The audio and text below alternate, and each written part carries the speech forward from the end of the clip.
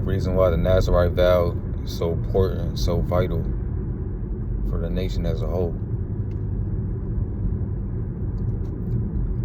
Going over with my boys, some of my boys, fellow Nazirites. We actually, if we look through the scriptures, it's the only way we've seen how to dedicate yourself to the Most High is through a Nazirite vow, number 6.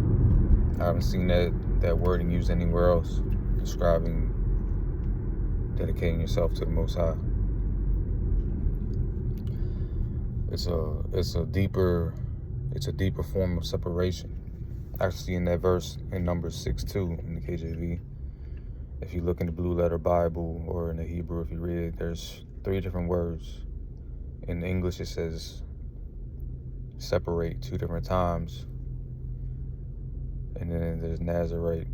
But all 3 are a different word for separation. There's Palah, Nazir for Nazirite, which is the separated one, separated, consecrated one, and then there's Nasar, which is just a different word for separation.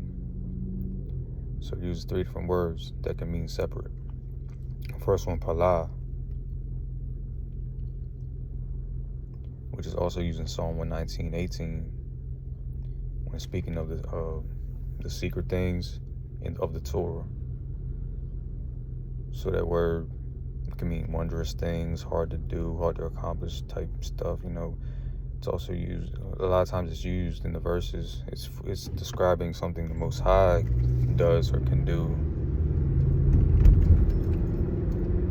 So it gives you a glimpse of like how deep that word is. It's a deeper separation.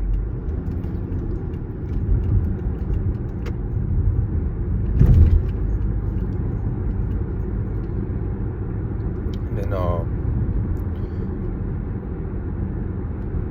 there's a deeper separation because being Kadash, like just being a person that keeps Torah and doesn't follow the customs of the nations, of the heathens around you, just that alone makes you a separate individual.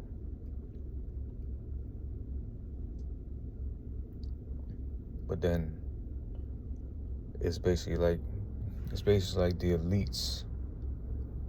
It's like you're an Israelite. Funny enough.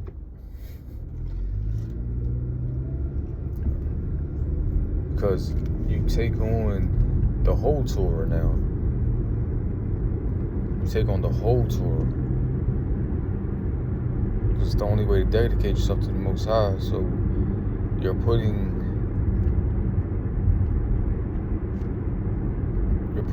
aside vanity when it comes to your looks with your hair. You're putting aside pleasure when it comes to the wine. Me myself, I love the wine, and I just told myself I love it. Just made sense to me. Why would I not want to dedicate myself to the Most High? Why would I not want to be holy? It says the Nazirite is Kadash, is holy to the Most High all the days of his separation.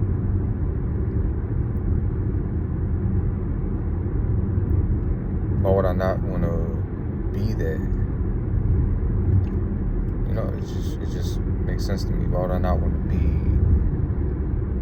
on a higher level of dedication of holiness to the Most High? Putting aside carnal things, death, pleasure, vanity.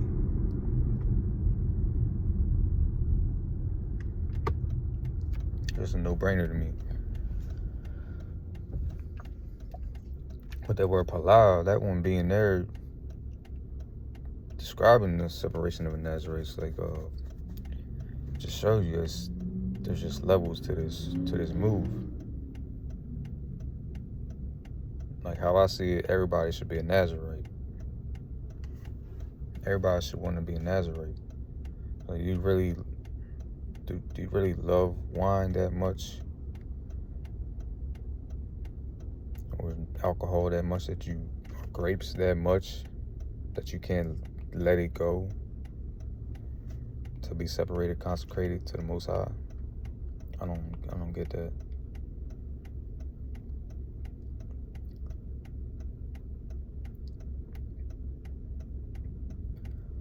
And there's majority of times that you look in the scriptures in regards to wine and strong drink.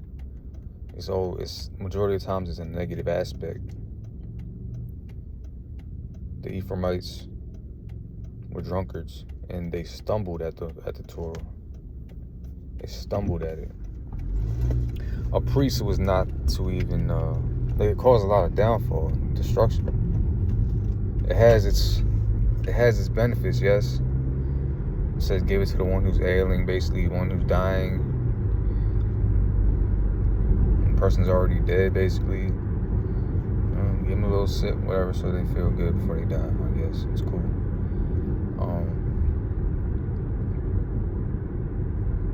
Give it to somebody in their sorrow. There's a lot better things to do than drink your pain away. It never ends good if you rely on that. There's a lot of better practices.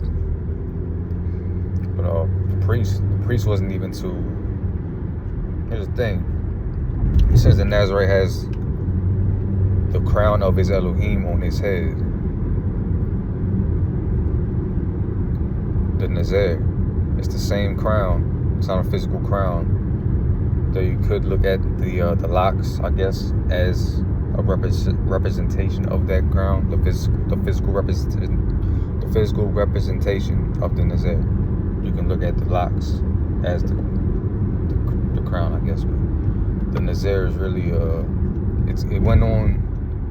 Not only the Nazirites said, it went on. The priests have the same anointing crown of the Most High. In certain versions, it says the anointing of his Elohim is on his head. The Nazir, the word there is Nazir, that goes on the priest's head, the high priest. And the same Nazir also goes on the king's head. And this is how you know the Nazir isn't necessarily a physical crown. Though I think it could be both a physical and a spiritual crown at the same time, because the kings wore ataras. What was the other? There's two other words for crown. What's the other one? I can't look at my notes right now, but there's two other words for a physical crown. There's atara. Can't remember right now, but so the king would have a physical crown on his head, but also a Nazir. How is that possible? Unless one is not a physical crown.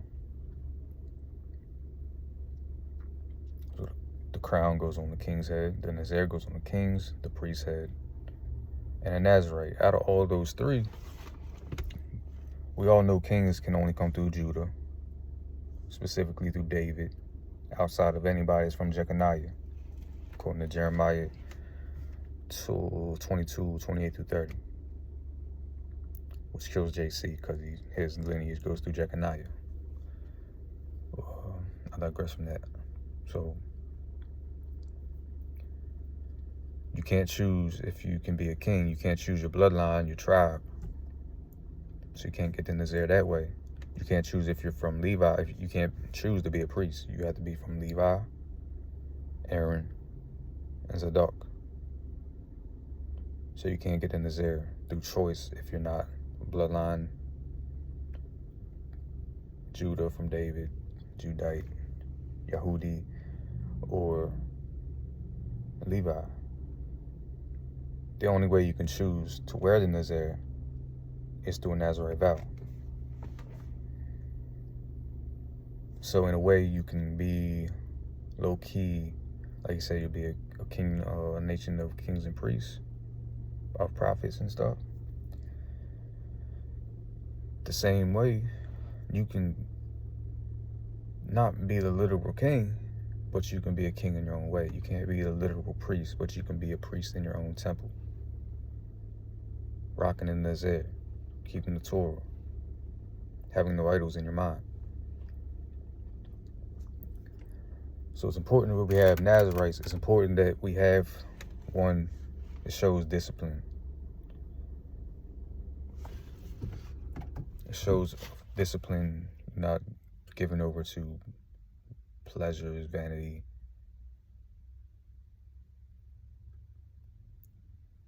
You're going to be on point. We need people on point, especially leaders. Just as, for Levi, they couldn't have the priests drinking before they went in the temple, even just a little bit. They had to be completely on point, completely mind, open to the Most High, to serving Him. No stumbling block in front of them. Dealing with water instead of wine.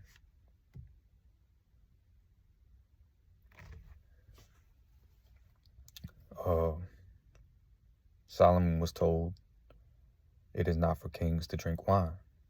So if kings shouldn't drink wine, priests when ministering in the temple shouldn't drink wine, and actually they having a Nazir in their head, they shouldn't drink wine at all.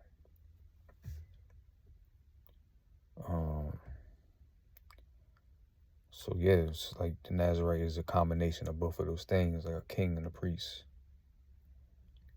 And our body being the temple, the representation of the physical temple, ours being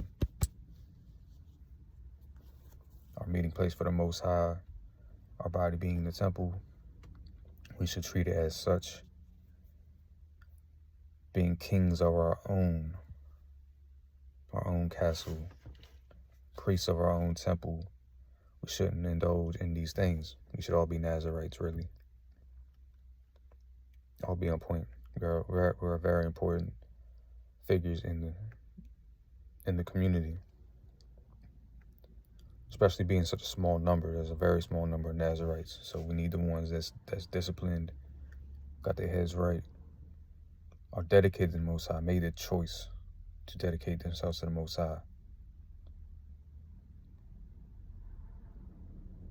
These are the ones that should be at the head. Funny enough, that head got locks.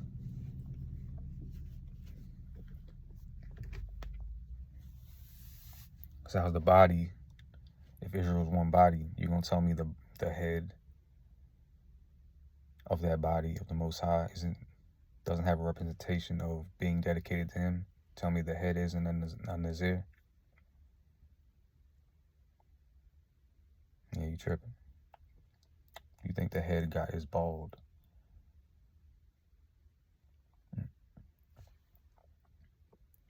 So yeah, so we need more Nazirites. We need the Nazirites to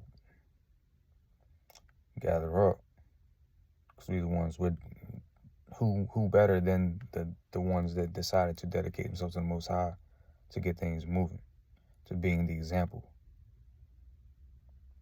Nobody better. There's nobody better. We're not going to show up drunk. We're not going to show up unclean. Not only just not touching physical dead bodies, being around physical dead bodies, because we know touching the dead body makes you unclean.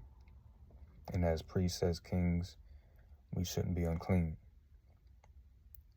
But also being around the spiritually dead, people we know that are spiritually dead, they're into witchcraft, they're into,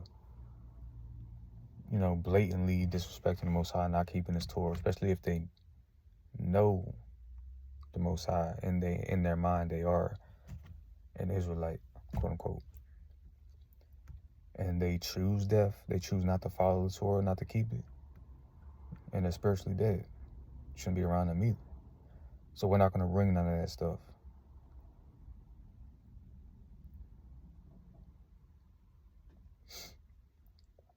Cutting the hair, the wine, the representing the stains that certain things, sin, stains they leave on you. The cutting the hair, cutting our connection to the Most High, our connection to His creation. We're going to be on point in every form and fashion. So I encourage all to become Nazirites to the fullest extent. And if not, you're not fully dedicated to the Most High, just follow the ones that are.